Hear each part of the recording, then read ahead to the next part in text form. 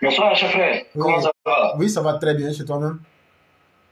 Ça va, Ah, alhamdoulilah. Dieu merci. Et la soirée? Oui, ça va, Dieu, alhamdoulilah. On se Dieu prépare. merci. Donc, vous avez la parole. Ok. Merci, chef frère. Je dis bonsoir à tous les panélistes et je dis bonsoir à toute la plateforme, ceux qui like, ceux qui partagent. Chef frère. Chef frère, franchement, avoir la Côte d'Ivoire et tout ce qui se passe avec le pouvoir de ce grand monsieur-là, ça fait mal au cœur. Parfois, tu n'as même pas la force d'intervenir parce que tu te dis pourquoi les gens sont méchants jusqu'à ce point. Et ce problème des pèlerins, moi, je veux interpeller nos guides religieux. Parce que je ne peux pas comprendre que même pour aller faire un truc qui est considéré comme l'un des piliers de l'islam, même dans ce truc-là encore, on ne respecte même pas les conditions. On va offenser Dieu et des personnes, on va prendre la place des autres parce qu'aujourd'hui, on a la possibilité de faire ça, mais on n'a même pas peur de Dieu. Et il y a des gens même qui vont encore céder à cette corruption-là ou bien participer à cette corruption-là et dire qu'ils veulent aller comme ça demander pardon à Dieu. Et pendant ce temps, les guides religieux, silence de mort. Dans les mosquées, normalement, ils doivent faire des sensibilisations parce que ce problème-là, ça existe depuis fort longtemps. Mais comment ramener les gens à avoir peur de Dieu Est-ce que vous et à pensez que, hésiter est-ce que dans vous tout ce pensez qu'ils que, sont en train de est-ce que faire? vous pensez qu'il y aura des imams assez courageux pour faire de cela un thème de leur sermon du vendredi? Il y a un certain Habib, certain quelque chose. Je crois que voilà un thème qui doit être critiqué maintenant. Pourtant, L'imam il de le faut. Sierra. Allô? Oui, on vous écoutait. Oui, Voilà. Je dis pourtant, il le faut. oui. Parce que toi, tu dis que tu vas demander pardon à Dieu. Et tu arrives à corrompre des gens pour prendre la place de d'autres personnes. Mais tu vas demander pardon à quel Dieu? Pour demander déjà pardon à Dieu, il faut avoir la crainte. Il faut reconnaître déjà le mal qu'on a fait. Mais quand tu veux aller demander ce pardon-là et que tu fais encore plus de mal, tu vas demander quel pardon? Malheureusement, on a des guides religieux même qui sont complices de tout ça. Parce qu'ils voient et ils n'interviennent pas. Ils voient, mais ils ne condamnent pas. Mais dans quel monde sommes-nous? Et c'est devenu même un business pour d'autres personnes. Mais cher frère, je vais raconter une petite histoire, si tu me permets. Sans problème. Tu sais, une fois, j'étais au quartier, je suis pas loin de j'étais pas loin de la ferraille d'Abobo. Et il y a deux personnes qui étaient en train de discuter. Il y a un monsieur qui adorait les fétiches. Et l'autre qui condamnait l'autre. L'autre était musulman. Et celui qui était musulman là était en train de crier sur l'autre. Oui, toi, tu es féticheur, tu vas aller en enfer. Tu vas brûler en enfer, un truc en enfer et tout. Il a traité le monsieur, le féticheur là, de tous les noms. Après avoir crié et traité le monsieur de tous les noms, le féticheur prend la parole. Il dit, est-ce que tu as fini? Le gars dit, ouais, mais tu veux dire quoi? Il dit, non, je t'ai posé une question. Est-ce que tu as fini? Il dit, oui. Il dit, ok, je vais te poser quelques questions. De toi à moi, on va voir c'est qui le musulman. Parce que je te rappelle que l'islam a existé avant la prière. Et quand tu sais déjà c'est quoi l'islam, tu vas savoir que l'islam a existé avant la prière. Donc, chers frères, entre nous deux ici, qui achète des pièces volées et revend ça plus cher pour aller nourrir sa famille? Deuxième question. Qui a sa main sur les fesses des petites vendeuses d'oranges et de bananes, voire même parfois payer toutes ces marchandises-là pour pouvoir séduire ces petites filles-là et sortir avec ces petites filles-là après? Qui parfois laisse la prière parce qu'il a rendez-vous avec un client, soi-disant c'est un de ses bons clients. Qui fait ça? Ça, c'est toi ton côté. Maintenant, moi, je te dis, si j'ai fait la fornication, moi que tu traites de féticheur, si j'ai fait la fornication, si je vais toucher à mon fétiche, ça va m'allumer. Si je prends l'argent de quelqu'un pour un travail que je ne peux pas faire, mon fétiche va m'allumer. Et il a cité pas mal de choses pour dire que son fétiche ne va même pas attendre le lendemain, ça va l'allumer. Et donc, entre toi et puis moi, qui a le comportement de musulman? Certes, moi je reconnais que j'adore fétiche. Mais voici les règles en tant que féticheur que je ne dois pas. Entre toi et puis moi, qui a le comportement d'un musulman? Le monsieur qui est en train de crier et traiter le féticheur de tous les noms, il n'a pas pu parler. C'est parce que c'est pas aller à la mosquée. Montrer aux gens que tu as la mosquée. Ton islam a existé avant ça. Parce qu'il y a d'autres prophètes qui sont passés avant le dernier des prophètes. Et eux, ils ont parlé de l'islam. Donc, de nom de qui est musulman? Et malheureusement, je suis en train de rêver cette même situation-là, où ceux qui portent des boubous, soi-disant ils ont peur de Dieu, ceux qui disent qu'ils sont des guides religieux, qui devraient être des sources d'inspiration, qu'ils nous expliquent un peu comment l'islam détaille comment partager ou bien comment protéger le bien des orphelins. Et ceux qui vont se servir du droit des orphelins, comment ils sont vus dans l'islam et comment ils sont condamnés dans l'islam. Mais quand le président essaie de subventionner pour donner la permission à ceux qui ne pouvaient pas avoir peut-être 5 millions de profiter de cette occasion-là pour remplir ce pilier-là. Et il y a des gens qui vont venir les mettre les bâtons dans les roues. Il y a des gens qui vont venir saboter ça.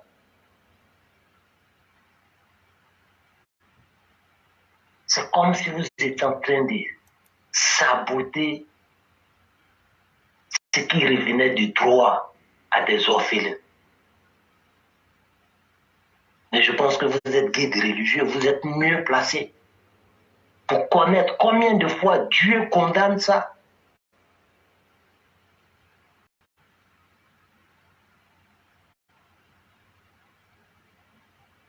Parfois, quand je regarde ça, chers frères, je me dis, est-ce que ce n'est pas aussi les grands signes de la fin? Où les gens n'ont même plus peur. Même quand il s'agit d'un domaine où C'est-à-dire, on parle de Dieu, les gens, ils n'ont même plus peur. Et parfois même, c'est ceux qui se font appeler guides religieux qui n'ont même plus peur. On voit tout ce qui se passe aujourd'hui. Comment certains politiciens ont pourri l'atmosphère, la cohésion sociale en Côte d'Ivoire. Mais avec ce qui se passe dans ce petit groupe de pèlerinage-là, est-ce qu'on peut compter sur nos guides religieux pour interpeller nos politiciens?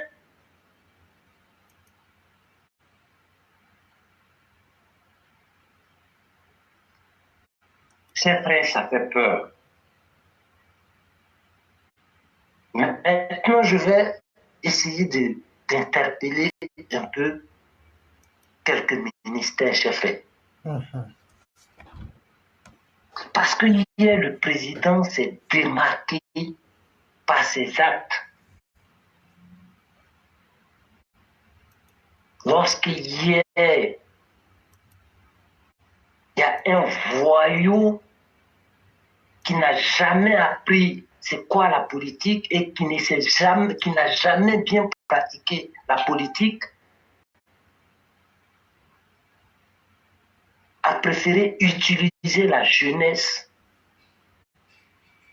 et a préféré faire la propagande de la mauvaise éducation en faisant descendre des jeunes dans la rue pour insulter notre père fondateur, le père fondateur de la nation ivoirienne. Et le président, le premier ministre, président aujourd'hui, s'est démarqué où il a pris cet enfant mal élevé là pour le mettre en prison.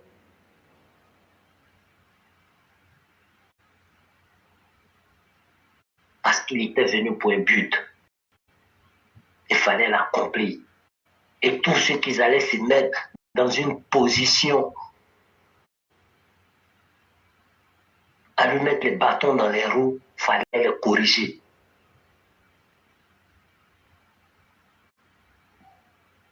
Mais aujourd'hui, qui se démarque, comme le président s'est démarqué hier,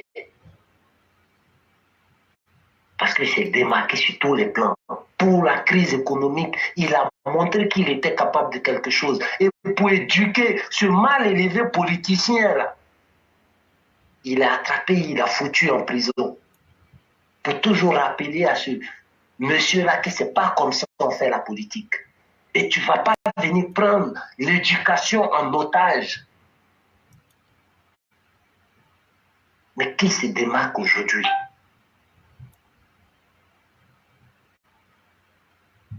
On a eu une crise ivoiro-malienne. Quand je dis, je vais parler de quelques ministères. Quel a été le rôle du ministère des Affaires étrangères? Quelle a été sa communication? Quel a été son engagement? Zéro. Les Tunisiens, dernièrement, à travers le discours de leur président, quelle a été la réaction de notre ministre des Affaires étrangères? Zéro.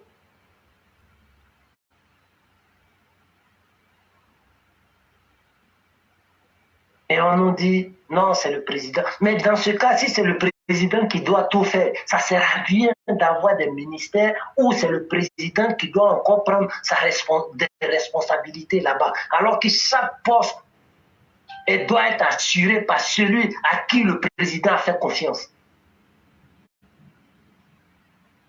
Là, depuis combien de mois ou bien combien d'années on parle de la justice?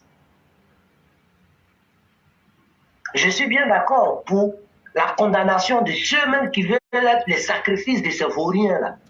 Malgré nos sensibilisations et interpellations, les éveils de conscience. Mais malgré ça, il y a une jeunesse qui veut toujours être le sacrifice de ceux qui vont rien les apporter, qui ne vont pas apporter ne serait-ce qu'un petit changement à leur lendemain. Alors s'ils n'ont pas compris nos interpellations, la justice et la prison peut-être va les éduquer. mais en même temps que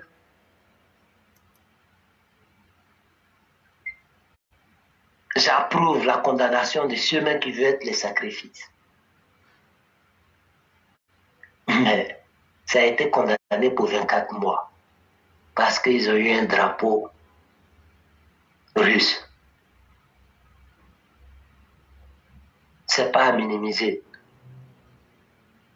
Mais comment ça se fait que pour le drapeau russe, il y a des gens qui ont été condamnés pour 24 mois, c'est bien. Mais ceux qui sont coupables même de tentatives de déstabilisation d'un pays, eux, ils prennent 6 mois. Encore s'ils étaient en prison. Parce que celle-là même, elle ressort, elle est bronzée, elle a pris plus de poids, elle a bonne allure, plus que ses vacances même, soi-disant qu'elle est allée faire au Mali. Et quand elle ressort, on a l'impression que tellement elle était à l'aise là-bas, donc ça devient comme une habitude. Allez, on me ramène là-bas, au moins là-bas, on prend soin de moi. Parce que je sors, je suis plus bronzé. Je sors, j'ai pris plus de poids. Je veux interpeller le ministère de la Justice. Est-ce que c'est la justice sur les règles même ou les lois qui s'est prononcée là? Il y a d'autres qui sont condamnés pour 24 mois. Ok, on est bien d'accord. Où la justice condamne ceux qui font les trucs, les délits les plus mineurs, la justice condamne plus ceux qui font les délits les plus mineurs. Et ceux qui sont à la base même de la déstabilisation d'un État, plus le délit est grand, alors moins c'est condamné. Est-ce que c'est ça la justice? Ou c'est en Côte d'Ivoire, ça se passe comme ça? Il faut avoir du sang sur la main pour devenir homme politique. Parce que c'est ce qu'on remarque. Ceux qui ont dit hier, brûlez vos semblables. Aujourd'hui, on fait d'eux des hommes politiques de référence. Ceux, à cause de la soif du pouvoir, ont préféré voir 3000 morts, appeler les enfants des autres dans la rue, pendant qu'eux, ils étaient dans des bunkers et attendaient le retour de leur Dieu, on ne sait pas c'est quel Dieu. Aujourd'hui, on fait encore d'eux des hommes politiques. Celui qui a déchiré les résultats des trucs et des élections, qui a été même l'élément déclencheur de cette guerre-là. Aujourd'hui, on fait d'eux des hommes politiques.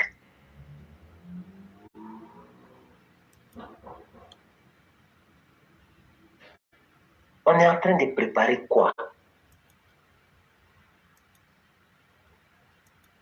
Et ces ministères-là, combien de fois ils vont comprendre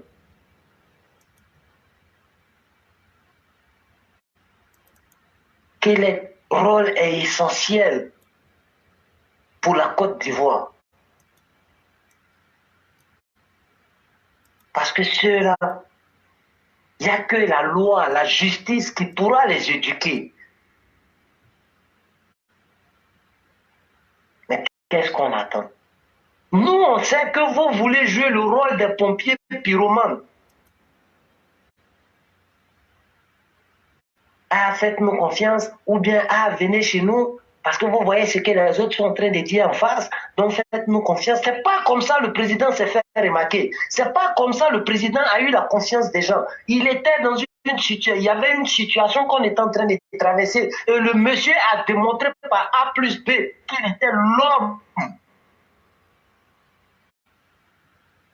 qui pouvait décanter ça, et il a démontré. Mais aujourd'hui, il y a une situation qui est là. Comment vous vous démarquez? Comment vous vous faites remarquer pour que demain, le peuple vous réclame pour dire à un moment, le monsieur là a fait ça. Et on a besoin des gens qui sont capables. Comment vous vous démarquez? Comment vous vous faites remarquer?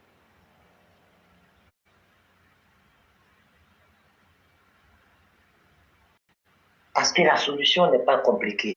Ce n'est pas que nous, sur cette plateforme-là, nous sommes les plus intelligents. c'est parce qu'on a accepté de dire la vérité. Ne pas se taire là-dessus. Et votre rôle de pompier pyromane que vous voulez jouer, on a compris ça. Et ce n'est pas la meilleure des solutions.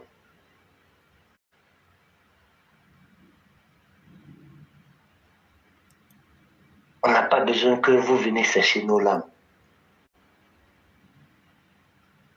Mais au contraire, on veut que vous nous empêchiez de pleurer. Alors posez les actes pour ne pas qu'on pleure. Parce qu'on n'a pas besoin que vous veniez sécher nos larmes. Ou bien vous venez nous mettre en confiance.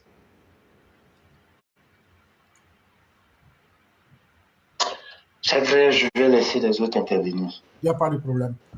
Je vous dis merci infiniment pour tout ce que vous venez de dire. Et je crois que votre interpellation doit être bien entendue.